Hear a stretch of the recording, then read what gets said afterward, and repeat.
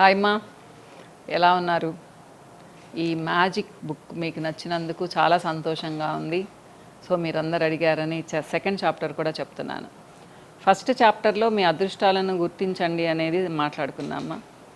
రెండో చాప్టర్ ఏంటి అంటే మ్యాజిక్ శిల. శిల అంటే పెద్ద శిల ఏం కాదుమా. రెండోబాన్ ఏం చెప్తారు అంటే ఒక మ్యాజిక్ శిలను మీ దగ్గర పెట్టుకోండి కృతజ్ఞతాభావంతో.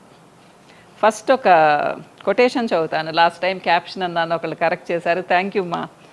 ప్రతి వ్యక్తికి కొన్ని అదృష్టాలు కొన్ని దురదృష్టాలు తప్పకుండా ఉంటాయి. ఇప్పటి అదృష్టాలను గురించే తలుచుకోవాలి కానీ నిన్నటి దురదృష్టాలను కాదు, చార్లెస్ డికెన్స్ చెప్పారు.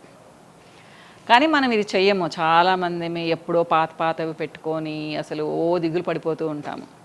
రేపు అనేది ఒకటి ఉంది, లేదా ఈరోజు మార్నింగ్ లేచిన దగ్గర నుంచి సంతోషంగా ఉందామని అనుకోము. సో ఇది ఆయన చెప్పేదన్నమాట. అంతే కదమ్మా. ఎప్పుడైనా ఆశాభావంతో ఉండాలి. అంటే ఆశలు అనేవి మనకు తగ్గట్టుగా ఉండాలి, మరి ఆకాశంలో ఉండకూడదు. సో ఇప్పుడు మ్యాజిక్ శిల అంటే ఏదైనా ఒక నున్నగా ఉండేది, గరుగ్గా లేనిది పెట్టుకోండి. అది రాయైనా కావచ్చు, పెద్ద ముత్యమైనా కావచ్చు, పగడమైనా కావచ్చు, జెమ్స్ అయినా కావచ్చు, రాళ్ళైనా కావచ్చు. మన గార్డెన్లో నున్నగా ఉండే రాళ్ళు ఉంటాయి, అవైనా కావచ్చు. మీ అరిచేతిలో పట్టేటంతగా ఉండాలి ఇలా. సో మీరు ఏదన్నా అనుకున్నారు, దాన్ని మనసులో అనుకోండి. ఉదయం కొంతసేపు పట్టుకోండి, రాత్రి నిద్రపోయే ముందు కొంతసేపు పట్టుకోండి. దాన్ని పట్టుకొని మీరు అనుకోండి. కొన్ని రోజులకి నెరవేరుతాయమ్మా. 26 days అని చెప్తారు మీరు అలాగానే ప్రాక్టీస్ చేశారు అంటే. ప్లస్ జరిగిన తర్వాత ఆ మ్యాజిక్ శిలని మీ దగ్గరే పెట్టుకోండి, మీ ఎదురుగ్గా పెట్టుకోండి, మీ బెడ్ దగ్గర పెట్టుకోండి, లేదా ఒక క్లాక్ దగ్గర పెట్టుకోండి.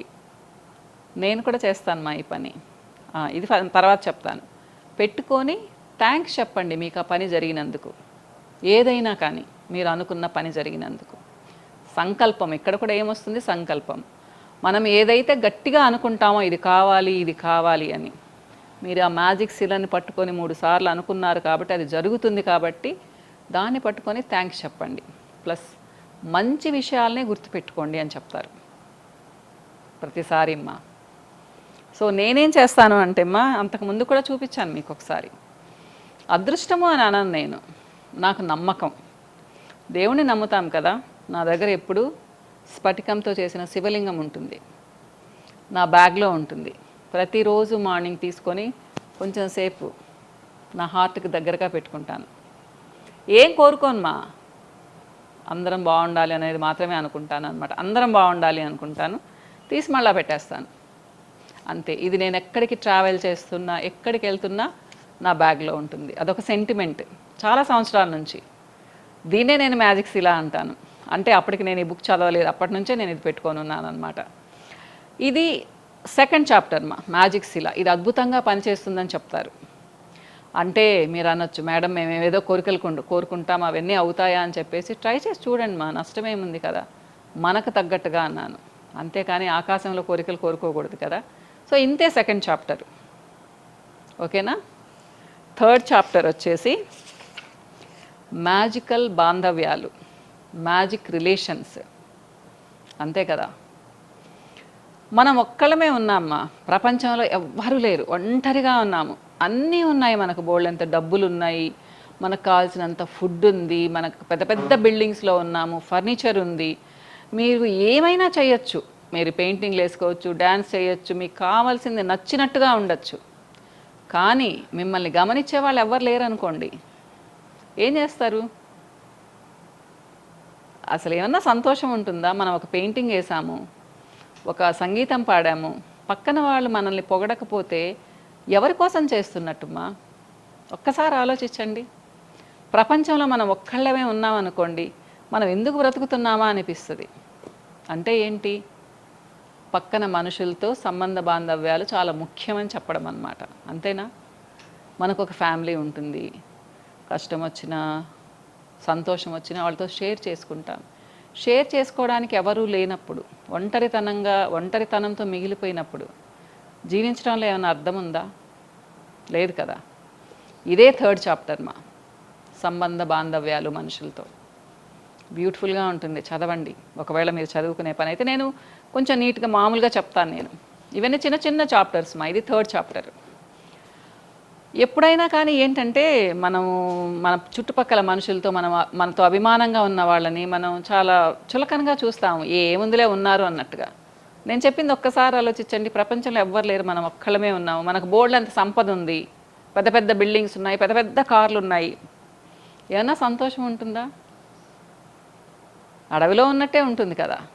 కాబట్టి మనము బ్రతికున్నన్ని రోజులు, జీవించినన్ని రోజులు మన కోసంగా మనుషులు ఉండాలి.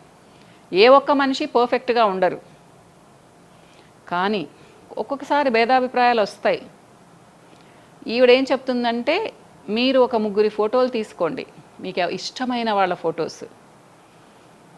వాళ్ళకు కృతజ్ఞతగా, అంటే వాళ్ళు మంచి పనులు చాలా చేసి ఉంటారు, చిన్న చిన్న పనులు ఏమైనా చేసినా మంచి పనులు చాలా చేసి ఉంటారు. సో వాళ్ళకి థ్యాంక్స్ చెప్పుకోండి ప్రతిరోజు అని చెప్తుంది. నేనేం చెప్తానంటే, మనతో చాలా బాగుండి కొంతమందితో మనకు కొంచెం పడకుండా వస్తుంది ఒక్కొక్కసారి. సేమ్ డిఫరెన్సెస్ వస్తాయి, అది ఫ్రెండ్స్తో కానివ్వండి, రిలేటివ్స్తో కానివ్వండి. అంటే పెద్ద పెద్ద డిఫరెన్సులు కాదు మా, చిన్న చిన్న డిఫరెన్సులు వస్తే వాళ్ళతో మాట్లాడడం మానేస్తాం.